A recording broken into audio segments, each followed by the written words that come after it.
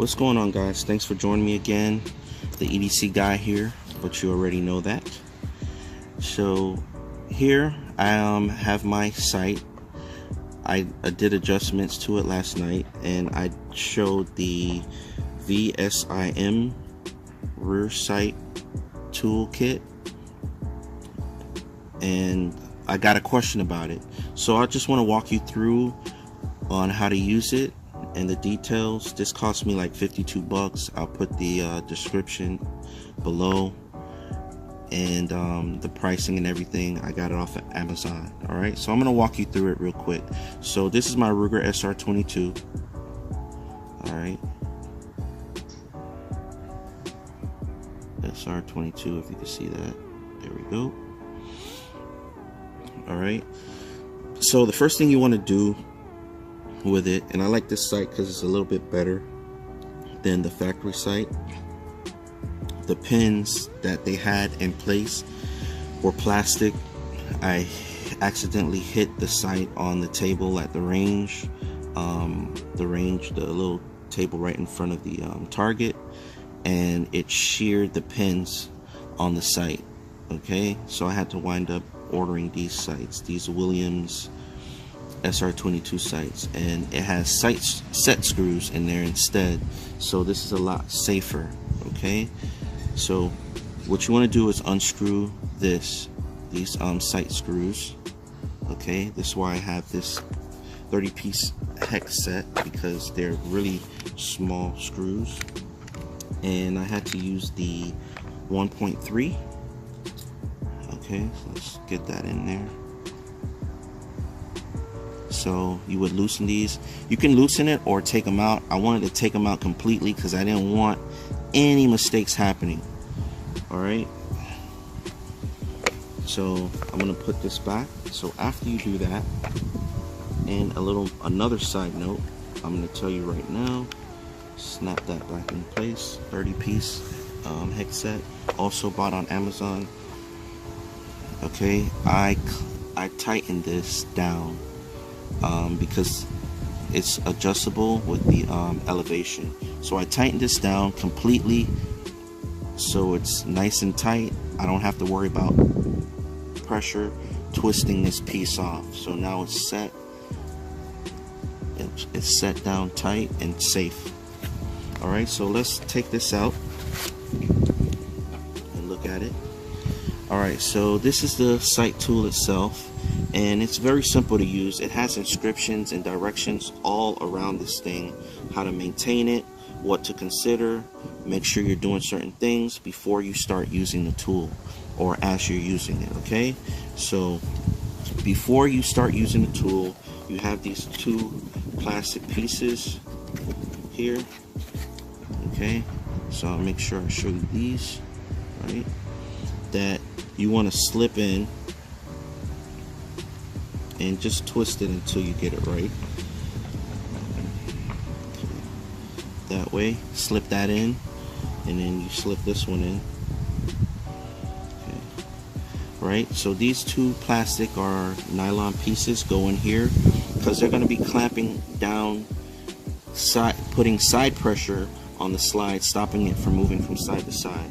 And these are steel or iron pieces, and you don't want it marring and denting and cutting into your slide. Okay, so you want to make sure you use these pieces. Okay, so I'm not going to install them all the way, and I'm not going to do the whole thing, walk you through it bit by bit, because I have everything set, but I will show you that how it works. Okay, so once you install the side pieces, you have the floor plate here of the tool, and since my slide is like really super thin, I had to bring it up pretty much right underneath it, but not touching, because I needed you know, I need to be able to move these from side to side. Okay, these little pieces, so I'm going to show you that in a minute. So adjust the floor plate, and then also you have this piece here that puts pressure on the top of the slide, but you want it up all the way so it clears the sight. So you want to set it to where the sight is in between this rear sight pusher, okay, and it's inscribed here. So on the top it tells you which way the muzzle should be facing. So it says the muzzle should be facing that way towards you, okay. So make sure that it's right by the rear sight pusher, and we're going to clamp it down here first. And at the top it's the same thing on the sides, but they already have the nylon piece set in there, so you don't have to worry. But if it ever gets dented, damaged, or whatever, you have extra pieces. It appears to be, yes, they have 2 other pieces in there, 2 extra pieces. Alright, so you put enough pressure there, and then also you just want to gradually clamp the sides down like so, so now it's straight. Okay, so before you start moving anything around, at the top it says make sure the rear sight pusher clears the top of your slide crown. Alright, so basically make sure that the rear sight pusher is not pushing on the top of the slide, or you will dent or possibly crack the slide, okay? And you don't want that. So you don't want to push this up too high, this floor plate, okay? So as you can see right here, it is clear of the slide crown, and it will be putting pressure. So let me show you here. See if you can get a good look at it moving. Let me see here. Okay, I don't want to do it all the way because, like I said, I have it clamped down. So let's move it left. You can see it moving. Okay.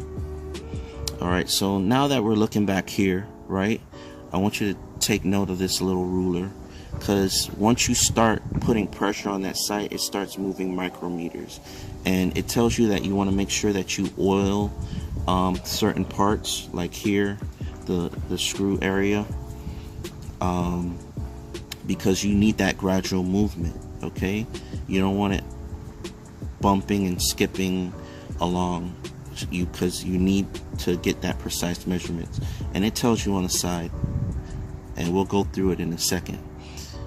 Alright, so you can see that it's not pushing on the crown. It clears the crown of the slide, and it's going to just be pushing on the sight itself. Okay, and that's pretty much it. Once you have everything set to where you want it to, you just put your set screws back in, and you're good to go. So we're gonna now look at some of the inscriptions on it. Okay, let me get this out. Okay, so we safely got the slide out. Okay, so like I said, it has the arrow on here. It says muzzle forward. It has warning, make sure your rear sight pusher clears the top of the slide crown or any protrusions on the slide. Then here it says please lubricate bushings, okay, and screw threads before each use. All right, do not over tighten the side and top braces, or damage may occur to the slide. So you only want to tighten it enough to keep it steady and locked into place. But like I said, as a whole, it's an awesome tool. You have the option of bolting it down. I don't have a set work area. I like to move around the house wherever I could get some peace and quiet, you know, having little kids around. So I like to be able to be mobile. But this will go with me to all my training events, and when I go train with other instructors and stuff, just in case. this and the TEKTON toolkit and some other stuff, because you might have to do some light gunsmithing work. Alright, so I hope you enjoyed this review. Like I said, I'm gonna put some more information down below. I got this from Amazon. It was around 52 bucks, and it's well worth it. Mainstay in your gunsmithing toolkit. It beats using the mallet and punch method. Alright, so thank you guys for watching. I hope you enjoyed the review. Peace.